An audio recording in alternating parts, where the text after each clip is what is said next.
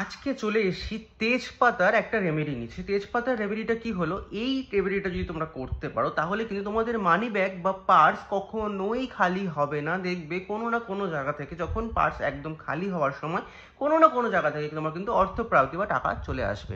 তো কি করতে হবে, এই কাজটা মঙ্গলবার দিন রাত্রে করবে।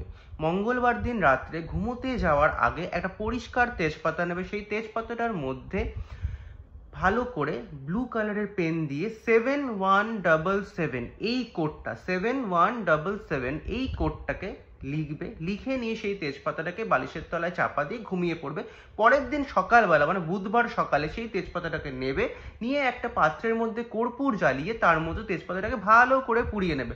পুড়িয়ে সেই অ্যাশটাকে ইউনিভার্সের দিকে উড়িয়ে দেবে। ব্যাস, এই ছোট্ট কাজটা, এই ছোট্ট রেমেডিটা যদি করতে পারো, তোমার দেখবে তোমার মানি ব্যাগ বা পার্স কখনোই খালি হবে না। কোনো না কোনো জায়গা থেকে তোমার অর্থপ্রাপ্তি বা টাকা চলেই আসবে, তোমার কোনো কাজ আটকে যাবে না।